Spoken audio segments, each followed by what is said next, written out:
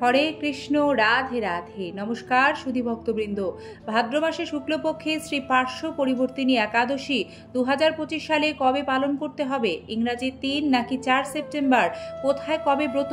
কেন এই দিনের তারতম্য এবং পালন কখন করবেন? ব্রত মাহাত্ম্য কথা, ভাদ্র মাসের এই একাদশীর খাদ্যের বিধিনিষেধ, পালন ও সংকল্প মন্ত্র বিস্তারিত আজকের এই পর্বে আপনাদের জানাবো। আশা রাখি সকলে পরমেশ্বর ভগবান শ্রীকৃষ্ণের আশীর্বাদে ভালো আছেন। সিংহরায় ডোরবেলের একাদশী বার্তার আরও একটি নতুন পর্বে আপনাদের সকলকে স্বাগত জানিয়ে আমরা আজকের এই আলোচনা শুরু করছি। বন্ধুরা, ভাদ্র মাসে শুক্লপক্ষে যে একাদশী তিথি পালন করা হয়, সেই একাদশীতে ভগবান বিষ্ণুর বামন অবতারের পুজো করা হয়। আর এই দিন ভগবান বিষ্ণু তার যোগ নিদ্রায় মগ্ন থাকাকালীন দিক পরিবর্তন করেন। তিনি এই দিন পার্শ্ব বা দিক পরিবর্তন করেন বলে এই একাদশী পার্শ্ব পরিবর্তিনী একাদশী বা পদ্মা একাদশী নামেও কিন্তু পরিচিত। কেন এবছর পার্শ্ব একাদশী ব্রত কোথাও 3 সেপ্টেম্বর আবার কোথাও বা 4 সেপ্টেম্বর পালন করতে হবে? বিশুদ্ধ চান্দ্রপঞ্জিকা ও শাস্ত্র অনুযায়ী একাদশী তিথি সময়কালে ব্রহ্ম মুহূর্ত যে স্থান বা অঞ্চলগুলিতে একাদশী ও দ্বাদশী এই দুই দিনই স্পর্শ করে, সেক্ষেত্রে দ্বাদশীযুক্ত একাদশী ব্রত পালন করাই শাস্ত্রসম্মত। অপরদিকে যে স্থান বা অঞ্চলে ব্রহ্ম মুহূর্ত একদিনই পাবে, সেক্ষেত্রে একাদশীর দিনে যথাবিধি ব্রত পালনীয়। এমতো অবস্থায় যে সকল স্থানে এবছর 3 সেপ্টেম্বর ব্রত পালন করতে হবে, সে স্থান বা অঞ্চলগুলি হল ভারতবর্ষের দিল্লি, বৃন্দাবন, উত্তরপ্রদেশ, মুম্বাই, পুনে, মহারাষ্ট্র, চেন্নাই, তামিলনাড়ু, ভুবনেশ্বর, ওড়িশা, ঝাড়খণ্ড, ছত্তিশগড়, উত্তরাখণ্ড, হিমাচল প্রদেশ, পাঞ্জাব, হরিয়ানা, রাজস্থান, গুজরাট, মধ্যপ্রদেশ, হায়দ্রাবাদ, তেলেঙ্গানা, বিশাখাপত্তনম, অন্ধ্রপ্রদেশ, গোয়া, ব্যাঙ্গালোর, কর্ণাটক, কেরালা, জম্মু কাশ্মীর ইত্যাদি।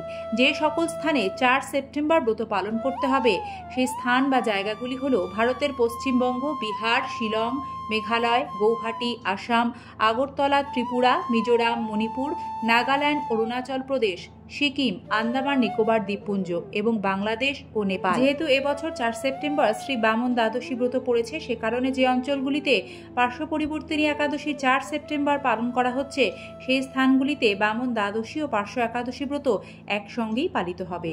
শ্রবণ করুন শ্রী পার্শ্ব একাদশী ব্রত মাহাত্ম্য কথা। ওম নমো ভগবতে বাসুদেবায়। ভাদ্র মাসে শুক্লপক্ষিয়া পার্শ্ব একাদশী ব্রত মাহাত্ম্য ব্রহ্মবৈবর্ত পুরাণের যুধিষ্ঠির শ্রীকৃষ্ণ সংবাদে বর্ণিত আছে। একদিন যুধিষ্ঠির মহারাজ ভগবান শ্রীকৃষ্ণকে জিজ্ঞাসা করলেন, হে কৃষ্ণ, হে দেবেশ, ভাদ্র মাসে শুক্লপক্ষের একাদশীর নাম কি?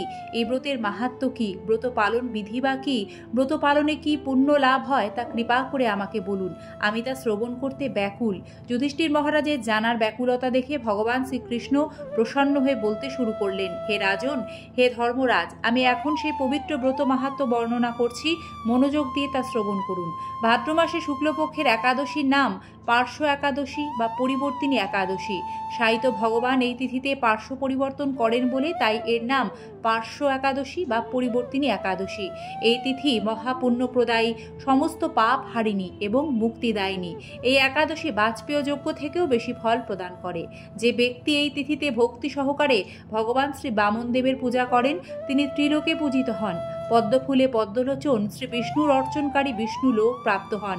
যুধিষ্ঠির মহারাজ অধীর আগ্রহে জিজ্ঞাসা করলেন, হে জনার্দন, আপনার এই সকল কথা শুনেও আমার সন্দেহ পূর্ণরূপে দূর হয়নি। হে দেব, আপনি কিভাবে শয়ন করেন, কিভাবেই বা পার্শ্ব পরিবর্তন করেন, আর চাতুর্মাস্য ব্রত পালনকারীর কি কর্তব্য এবং আপনার শয়নকালে লোকের কি করণীয়, এসব বিষয়ে বিস্তারিতভাবে আমাকে বলুন। আর কেনই বা দৈত্যরাজ বলিকে বেঁধে রাখা হয়েছিল, তা বর্ণনা করে আমার সকল সন্দেহ দূর করুন। ভগবান শ্রীকৃষ্ণ বললেন, হে রাজন, দৈত্যকুলে আবির্ভূত প্রহ্লাদ মহারাজের পৌত্র বলি আমার অতি প্রিয় ভক্ত ছিল। সে আমার সন্তুষ্টি বিধানের জন্য গো ব্রাহ্মণ পূজা ও যজ্ঞাদি ব্রত সম্পাদন করত, কিন্তু ইন্দ্রের প্রতি বিদ্বেষবশত সকল দেবলোক সে জয় করে নেয়। তখন দেবতাগণ সহ ইন্দ্র আমার শরণাপন্ন হয়েছিল। ভগবান আরও বললেন, হে রাজেন্দ্র, তাদের প্রার্থনায় আমি ব্রাহ্মণ বালক বেশে বামন রূপে বলি মহারাজের যজ্ঞস্থলে উপস্থিত হয়ে তার কাছে আমি ত্রিপাদ ভূমি মাত্র প্রার্থনা করেছিলাম। সেই তুচ্ছ বস্তু থেকে আরও শ্রেষ্ঠ কিছু সে আমাকে দিতে চাইলেও আমি কেবল ত্রিপাদ ভূমি গ্রহণেই স্থির থাকলাম। দৈত্যগুরু শুক্রাচার্য আমাকে ভগবান রূপে জানতে পেরে বলি মহারাজকে ওই দান দিতে নিষেধ করলো, কিন্তু সত্যাশ্রয়ী বলি গুরুর নির্দেশ অমান্য করে আমাকে দান দিতে সংকল্প করলো। তখন আমি এক পদে নিচের সপ্তলোক, আরেক পদে উপরে সপ্ত ভুবন অধিকার করে নিলাম। পুনরায় তৃতীয় পদে স্থান চাইলে সে তার মাথা পেতে দিল। আমি তার মস্তকে তৃতীয় পদ স্থাপন করলাম। তার আচরণে সন্তুষ্ট হয়ে আমি সর্বদা তার কাছে বাস করার প্রতিশ্রুতি দিলাম। ভাদ্র শুক্লপক্ষে একাদশীতে ভগবান শ্রী বামনদেবের এক মূর্তি বলি মহারাজের আশ্রমে স্থাপিত হয়। দ্বিতীয় মূর্তি ক্ষীরসাগরে অনন্তদেবের কোলে শয়ন একাদশী থেকে উত্থান একাদশী পর্যন্ত 4 মাস শয়ন অবস্থায় থাকেন। এই 4 মাস যে ব্যক্তি নির্দিষ্ট নিয়ম, ব্রত বা জপ তপ ব্যতীত দিন যাপন করে, সেই মহামূর্খ জীবিত থাকলেও তাকে মৃত বলে জানতে হবে। শ্রাবণ মাসে শাক, ভাদ্র মাসে দই, আশ্বিনে দুধ, কার্তিক মাসে মাস কলাই বর্জন করে এই 4 মাস পরমেশ্বর ভগবান শ্রীকৃষ্ণের আরাধনা করতে হয়। প্রতিটি একাদশী ব্রত যথাযথ পালন করতে হয়। সাহিত্য ভগবান পার্শ্ব পরিবর্তন করেন বলে এই একাদশী মহাপুণ্য ও সকল অভীষ্ট প্রদাতা। এই একাদশী ব্রত পালনে 1 সহস্র অশ্বমেধ যজ্ঞের ফল লাভ করা যায়। জয় শ্রী পার্শ্ব একাদশী, জয় শ্রীকৃষ্ণ, রাধে রাধে। বন্ধুরা, এবারে জেনে নিন এই একাদশীর পারণের মন্ত্র ও পারণের সময়সূচি। পারণ হলো যেদিন যে অঞ্চলে একাদশী ব্রত পালন করা হয় ঠিক তার পরদিন ভগবানকে পঞ্চরবি শস্য ভোগ নিবেদন করে পালন করতে হয়। এক্ষেত্রে পার্শ্ব একাদশী ব্রত যে জায়গাগুলিতে 3 সেপ্টেম্বর পালন করা হবে সে জায়গাগুলির পারণ হবে 4 সেপ্টেম্বর সকালে, আর যে জায়গাগুলিতে 4 সেপ্টেম্বর ব্রত পালন করা হবে তার পারণ হবে 5 সেপ্টেম্বর।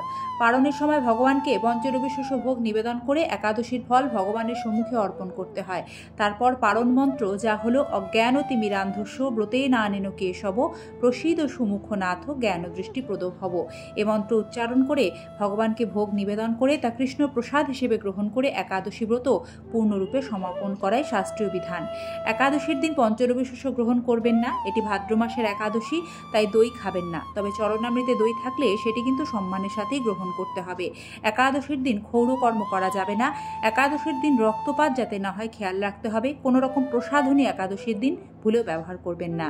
যারা আমিষ আহার করেন তারা একাদশীর আগের দিন অর্থাৎ দশমী, একাদশী এবং দ্বাদশী এই 3 দিনই নিরামিষ আহার করবেন। একাদশী ব্রত দিনে ভুল করেও কোনো রকম নেশার বস্তু গ্রহণ করা যায় না, তাতে ব্রত ভঙ্গ হয়। বন্ধুরা, ব্রতশ্রেষ্ঠ একাদশী শ্রীহরির অত্যন্ত প্রিয়। কৃষ্ণ ভক্তি লাভই শ্রী একাদশী ব্রতের মুখ্য ফল। তবে আনুষাঙ্গিক রূপে স্বর্গ, ঐশ্বর্যাদি অনিত্য ফল লাভ হয়ে থাকে। হরে কৃষ্ণ, রাধে রাধে। ধন্যবাদ কৃষ্ণকথার আজকের এই পর্বটি সম্পূর্ণ ভক্তি ও নিষ্ঠার সাথে দেখার জন্য। আজ এ পর্যন্তই। সকলে ভালো থাকবেন। কৃষ্ণ কৃপায় সকলের মঙ্গল হোক। শ্রী পার্শ্ব একাদশী ব্রত নিজেও পালন করবেন, অপরকেও উৎসাহ প্রদান করবেন। ধন্যবাদ। দেখা হবে আবারও নতুন কোনো সনাতনী বার্তার সাথে আগামী পর্বে।